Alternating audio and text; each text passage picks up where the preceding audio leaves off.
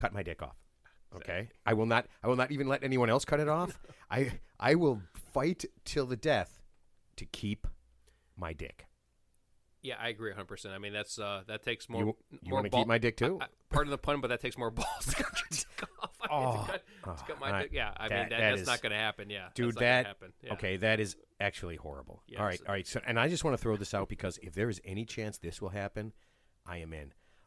Do you know the MMA woman from The Mandalorian, Gina Carano? Do you know her? I've heard of her. I don't know too much about her, but I've heard of her. Okay. She tweets crazy ass shit. Okay. I didn't know that. Crazy ass shit. Yeah. Okay. So she is way out there. So her sitting in that chair would be perfect. Mm-hmm. Listen to me. This is what makes this cool. Number one, she is hot as hell, man. And she would beat the hell out of us. She could kick the shit out of both of us at the same time. That would be a show, right? Yeah. So we put on headphones, right? We put on microphones, okay? And we just sit, we get up, we empty everything out of my basement, right? Everything out. And we put on pads and all this stuff. She puts on nothing. No, she's not naked, but, she doesn't put any pads. And you get to hear her kicking the shit out of both of us. And it just ends with the two of us whimpering in the corner and her like, I'm going to kick your ass again. Oh, please don't kick my ass. Please don't. This sounds like a Jackass episode almost. Johnny Knoxville. Is he Listen, is he working? Is he alive? No, dude, if he's not working, I would love to have Johnny Knoxville. I mean, we could shoot shit at his dick, and we could do all sorts of stuff. We could start him on fire and stuff. I don't want that shit happening to me. No, I'm not putting any cars up my ass. I'm not doing any of that stuff. Didn't he have a guy hit a golf ball at full speed from like a driver from like 10 yards away? Yeah. I'm not doing that. But I can hit a golf ball pretty goddamn hard, and I'd be more than happy to like just flat blast him with anything. Yeah. Wait, who's the guy who played Borat? Who's that guy? The guy. Oh, Sacha Baron Cohen. Sacha Baron Cohen. Yeah. Yeah, he literally does not need a job. He does not need a job. Sure. But he does that all that fake ass shit. Yeah. Okay, Teddy, listen, he's just on the list. I'm sending it out to Sacha Baron Cohen, and I'm saying it now. He's probably a listener, okay? Sacha Baron Cohen. Likely not, but go ahead. Yeah. I think he listens. I don't know why. I just feel like he would. Please, it's literally, an hour of your life. I'll give you the nicest seat. You don't have to sit in between me and Ted. You can sit at the head of the table. Okay, you can sit anywhere you want. Because he's very important. Yeah. You can sit 10 feet away. Like the king. Yeah, we'll buy you a crown. We'll do whatever. And just be part of the show. That'd be awesome. And we won't poison you like Tutankhamun. What? I don't understand that reference at all. Tutankhamun, the king of Egypt? Yes. He was poisoned. What the fuck does that have to do with Sacha Baron Cohen? Because he's very important, and because you want to get rid of him, so you want to kill him because you want to be the king. Okay, Sacha Baron Cohen, I know what you're thinking. How about right Machiavelli? Please let me say this. I know what you're thinking. If you come here, Ted's going to try to kill you. It's not going to happen. Don't eat the soup. Yeah, that's right. I'm gonna. You know what? I'm going to tell that joke. Okay. So a guy walks up to another guy and he says, oh man, he goes, oh, my first wife. He goes, oh, you married? He goes, yeah, I've been married a bunch of times. He goes, my first wife, she died from eating poison soup. He goes, really? He goes, yeah. He goes, my second wife, she also died from eating poison soup. And the guy's like, wow, that's a little weird. He goes, my third wife too, she died from eating poison soup. And he's like, okay. And he goes, did you get married again? He goes, yeah, my fourth wife, she fell down the steps.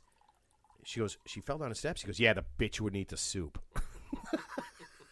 I do. I'm sorry. I hate to break. I just love that joke. I love that joke. All right. So with that, and I killed all the momentum, let's get a sponsor in. All right. Have you ever had questions that just seem unanswerable? No more. Roger Snoop Biggins, the famous author that wrote such hits as Run, It's Alive, What Body Officer, and Sexy Carjacking, is at it again with his runaway bestseller, Does This Rag Smell Like Chloroform? In it, he tells it all. How do you slowly poison someone? Wow, Teddy. What's the difference between involuntary manslaughter and second-degree murder? Cosby, criminal or Renaissance man? Where do your parents hide the good prescription drugs? And a special bonus, the 10 sexiest animals you've never heard of. Get your copy of Does This Rag Smell Like Chloroform? You'll find it anywhere plumbing supplies and animal tranquilizers are sold. Teddy, you're getting a copy. Don't worry, folks. Just for future reference, when you Google something like how to kill your spouse or something, that shit's in the hard drive, and they can just forensically, get that stuff. So don't Google that stuff.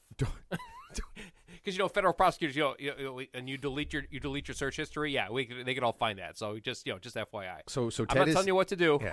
So Ted is telling you to do that thing where you're at the bar, right? Yeah. And you say to your buddy, "Oh, my phone's dead. Can I borrow your phone?" Yeah. And then go out in the parking lot, Google how to do that. Inside voice. Yeah, on his phone, or her phone, and then you won't get busted. Because when the inside voice comes in the outside, everybody loses.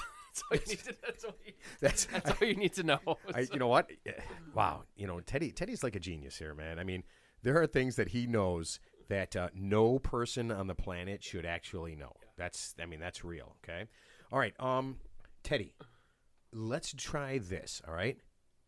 Professional athletes. Are there any athletes? Probably former athletes down on their luck. Really just hitting rock bottom that would love to be part of this show. So when I was a kid, I met Bernard Randolph, who played power forward at DePaul University, and he actually tried out for the New York Knicks back in the '80s, I think, and he washed out because he was, I think he had some drug issues. But it was me and Bernard Randolph, who was obviously 6'10", and I was maybe 5'6" at the time. And we were at a park. He grew a lot. I mean, Teddy's at least 5'7". At least 5'9" now, yeah. So, and we were at a park, and actually he was a really nice guy, and we shot some baskets. And you know what? We were at some outdoor park where it was one of those double rims where it's like if you don't swish the ball just bounces there, and all you basketball players know what I'm talking about. And yeah, he hit everything, and we didn't play one-on-one because of course he would have beat the heck out of me, so it wasn't even going to be a competition. But he was. You mean former professional basketball player Bernard Randolph probably would have beat you in a one-on-one? Well, I don't think he even made the pros. I think he was just a great college player who never made the pros. So he actually played with Mark Aguirre back in the day. Oh yeah. No, everybody from Chicago. Yeah. Everybody from Chicago remembers that great DePaul team. They made it to the Final Four. Yeah, correct. Yeah, that was so much fun. So Bernard Randolph was the guy who did not make it to the pros, and he had some issues. But yeah, he was a super nice guy. I got to spend about maybe an hour with him, just me and him, just one-on-one. And how old were you at the time? Maybe like 13, 14. Yeah, 13, 14. This is back in the 80s, yeah. So 30-some-odd years ago. Yeah. You shot some baskets. So with Bernard Randolph. So are we putting Bernard Randolph on the list? Do I need to contact Bernard Randolph? Because I feel like he's not listening to the show. If he's still alive. You were going to say that. God bless him, he's still alive. I don't know. Oh, man. This is why we need a sound guy. So, you know what? We also need a sound guy because our sound guy could be looking this up right now because, I can't use the phone and talk at the same time. Yeah. It's hard for me to stand and pee at the same time. The only other famous person I ever met in my life was Joe Dimaggio. Oh, God. back in 1980, in the 1980s in New York City, and he was 77 at the time. And we know Wimpy, he gone. Oh, my God. Okay, for just a second, I thought Ted was going to tell his horrible Joe Dimaggio story. So, Teddy, I'm going to ask you to save the worst story of meeting a professional athlete I've ever heard in my life. I talked to him for 30 minutes. What? I talked to Joe Dimaggio for 30 minutes. He signed a cocktail napkin for me. Not for me, but for a friend of mine. Because he was a baseball fan, I really wasn't. So I didn't really give a shit about Joe Dimaggio, but I didn't even realize at the time he had won 7 or 9 World Series, whatever he won. He was obviously married to Marilyn Monroe. But he was like Mr. Coffee at the time. He was like how old were you when you talked to Joe Dimaggio for 30 minutes? Maybe like 12 or 13. Yeah. This is like back in the 1980. So it sounds like when you were 13, you were hanging out with a lot of older guys. That's what it sounds like. Teddy, this explains it. You know what? Now I wasn't with Jeffrey Epstein, by the way. Yeah. This explains it just seemed so that way. much about why we always were. Okay, Teddy, you know what? Wow. Okay, so guys, you just got some insight that I did not know, but explains everything. So I think all of Ted's psychotherapy will be taken care of on the air. Hey, you know what? Who met Joe Dimaggio? Except me. Probably a lot of other 13-year-old boys. That's all. I don't know. I'm not. By the way, I'm not implying anything. I'm just stating the obvious. Yeah. He liked 13-year-old boys. He was 80 years old, by the way. So I mean, he was a really nice guy. He was a really nice guy. Yeah. Okay. Nice okay. So a guy in the news recently, who I'm pretty sure is not going to get to work anymore in the NFL, Antonio Brown. He did his little like half strip tease. Yeah. I think based on I think he has CTE. yeah. Well, okay. Hey, you're an idiot for a lot of reasons. Okay. I mean, Gary Busey, pretty normal until he decided to take that turn a little too fast on his motorcycle, and now he's a raving lunatic. Yeah. So. I mean, it doesn't matter how you end up an idiot. And cocaine. and a shitload of cocaine. Yeah. I mean, you know, you and I have become idiots just over the course of our lives, right? We just, you know, getting dumber, getting more ridiculous. Yeah. You know, some people, it's just a traumatic event. It's just a traumatic event. You know, you're just, you know, and then all of a sudden it hits you, and in the middle of a football game, you strip down. You wave to some people. I don't know what all that was. It was great. I think I must have watched that 15 times. And then you take off. I love it. Honestly, I saw that. I wasn't really. I mean, it was like mildly amusing. But you know, the thing about football, without going into detail, the rules they have now that you can't. You know, if you hit the quarterback, it's like roughing the passer. If you touch them, I mean, it's not really football anymore. I get it. You know, because the quarterback's like the star of the team. I get that. But I think football's been so watered down, it kind of takes away from from the drama of football. But I get that, but okay. Yeah, so Antonio Brown doesn't really, that what he did at the end, and I saw that too, obviously doesn't really resonate. That was pretty fucking crazy. Yeah, there's no doubt about it. Dude, that was crazy. It was like mildly amusing, but it's like, okay, so he threw his jersey off, he threw a snit fit, he walked out the field, it's like, and he's off the team. It's like, all right, so what? So I mean, they legit have a chance to win the Super Bowl this year. Yeah, and they probably and they might get the Super Bowl, but they're probably going to do it in spite of Antonio Brown, not with him. With him. Okay. Yeah, no. You know what? I get it. Yeah. That's cool. All right. So here's a guy I'm pretty sure doesn't have a job, Dennis Rodman. Yeah. Do you know his daughter actually she's like on the national soccer team? Like I think her name's Trinity Rodman, if I'm correct. But yeah, she actually made the national like girls soccer team for her age group. So, and I actually met Dennis Rodman's father, Philander Rodman, years ago. And Philander is obviously a very apt name since he probably had like 20 kids out of wedlock. So this is just Teddy now dropping the names. Oh, yeah. That guy? Yeah.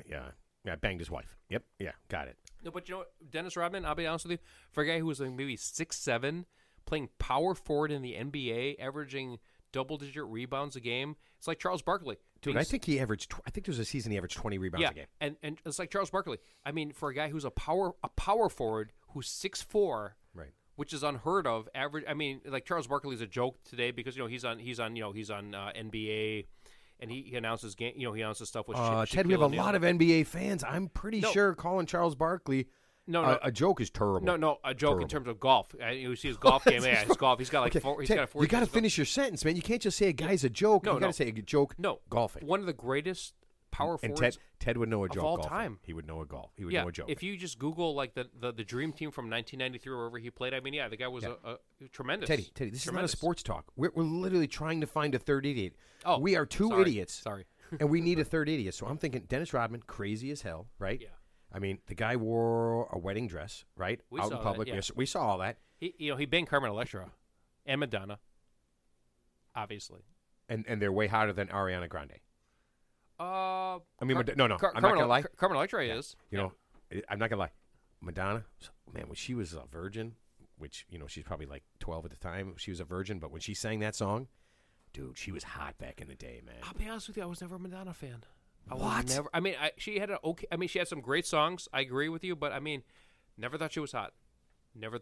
Oh, come on, never man. Thought she was hot. Never. Oh, you know what? Never thought she was hot. No. You know what? If you say like her brother was hot, I am gonna reach over and just slap your ass, man. Just something about her. Yeah, she was okay looking, but I mean, I wasn't like. She was kind of sexy, man. I don't know, and it kind of. Nah. I don't know, man. Like a. Nah, I mean, she tried. But she tried too hard. She tried to. I mean, she tried. She literally inspired. There was a time when we were young that every girl that every girl we walked by was dressed like Madonna. What do you mean tried too hard? She didn't try. She had to try it all. Not impressed. All right. Here, I'm going to give you John Daly and the reason why. John Daly's going to show up pre-drunk. I don't even have to supply him with booze. He's already going to show up hammered drunk. John Daly and his son, John Daly II, just won, I think, the PNC Father-Son Championship. Right. They beat Tiger Woods and Charlie Woods at that championship. And, I mean, he's Dude, pretty... he'd be awesome. He'd be awesome, yeah. Oh, man. He'd be awesome. Yeah. Puts on the head.